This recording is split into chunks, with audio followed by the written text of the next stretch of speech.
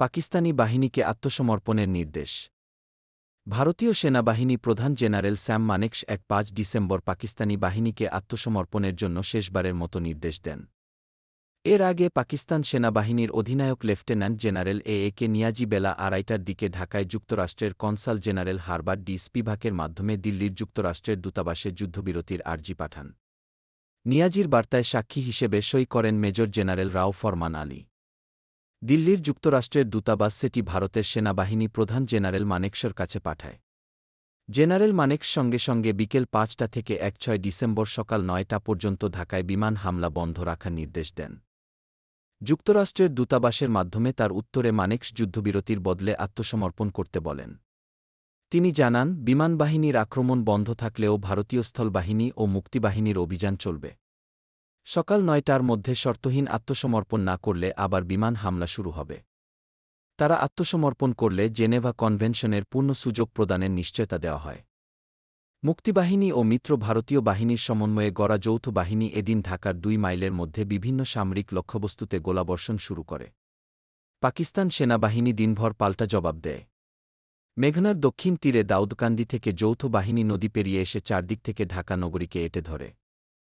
মুক্তিবাহিনী সাভার মুক্ত করলে পাকিস্তানি বাহিনী পিছু হটে এসে ঢাকার প্রবেশপথ মিরপুর সেতুতে প্রতিবন্ধকতা গড়ে তোলে। রাতে ভারতীয় বাহিনী সাভার থেকে ঢাকায় যাত্রা শুরু করে। কাদের সিদ্দিকীর নেতৃত্বে টাঙ্গাইল থেকে আসা একটি দল পথে ভারতীয় বাহিনীর সঙ্গে যোগ দেয়। রাত ২টার দিকে মিরপুর সেতুর কাছে যৌথ বাহিনী পাকিস্তানি সেনাদের মুখোমুখি হয়। তারা সেতু দখলের জন্য প্রথমে কমান্ডো পদ্ধতিতে আক্রমণ শুরু করে। ওপাশ থেকে পাকিস্তানি বাহিনী মুহুর্মুহু গোলাবর্ষণ করতে থাকে। যৌথ বাহিনীর আরেকটি দল এসে পশ্চিম দিক থেকে আক্রমণ চালায়। সারা রাত প্রচণ্ড যুদ্ধ চলে। আলবদর বাহিনীর সদস্যরা বিকেলে হৃদরোগ বিশেষজ্ঞ মোহাম্মদ ফজলে রাব্বিকে মাইক্রোবাসে তুলে নিয়ে যায় অজ্ঞাত স্থানে।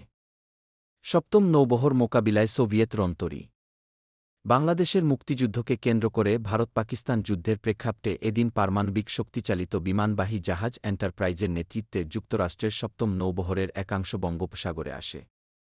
বহরে ছিল আক্রমণক্ষম হেলিকপ্টারবাহী জাহাজ ত্রিপোলিসহ কয়েকটি রন্তরী।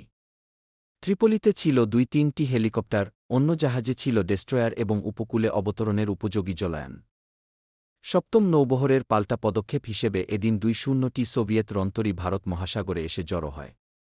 প্রতিরক্ষা মন্ত্রণালয়ের মুখপাত্ররা বলেন, ৯ ডিসেম্বর জাপানের দক্ষিণতম প্রান্ত এবং কোরিয়া উপদ্বীপের মধ্যবর্তী সুসীমা প্রণালীর ভেতর দিয়ে ক্ষেপণাস্ত্রবাহী একটি সোভিয়েত ফ্রিগেট ও ক্ষেপণাস্ত্র উৎক্ষেপণক্ষম ডুবোজাহাজও বঙ্গোপসাগরে রওনা দিয়েছে। বঙ্গোপসাগরে অবস্থানরত ভারতীয় নৌবাহিনীর সমর্থনে সোভিয়েত রন্তরী ভারত মহাসাগরে অবস্থান নিলে সপ্তম নৌবহর তার দিক পরিবর্তন করে। আগের দিন নিরাপত্তা পরিষদের স্বল্পস্থায়ী এক বৈঠকে পোল্যান্ড একটি প্রস্তাব পেশ করে। প্রস্তাবে বাংলাদেশ সরকারের হাতে ক্ষমতা হস্তান্তরের এবং ৭-২ ঘণ্টার মধ্যে পাকিস্তানি বাহিনীকে আত্মসমর্পণ করতে বলা হয়। এছাড়া শেখ মুজিবুর রহমানের মুক্তির আদেশ দিতেও বলা হয়। আন্তর্জাতিক রেডক্রস কমিটি জেনেভা থেকে বিবৃতিতে জানায়, লড়াইয়ে অংশ নেননি এমন যে কারও ঢাকার হোটেল ইন্টারকন্টিনেন্টালে আশ্রয় নেওয়ার অধিকার আছে। বাংলাদেশ সরকার একতরফাভাবে ঘোষণা করে যে বাংলাদেশ জাতিসংঘের সদস্য না হলেও এর সনদ এবং জেনেভা চুক্তিকে সম্মান দেবে। মানবিক অধিকার সংবলিত সনদকেও বাংলাদেশ পূর্ণ মর্যাদা দিচ্ছে। ভারতের একজন সরকারি মুখপাত্র বলেন, প্রথমে বলা হয়েছিল মার্কিন নাগরিকদের উদ্ধার করতে নৌবহর আসছে। তবে এখন বলা হচ্ছে রক্তপাতের আশঙ্কা দেখা দেওয়ায় পাকিস্তানি বাহিনী ও বিহারিদের অপসারণের জন্যই ওই নৌবহর আসছে।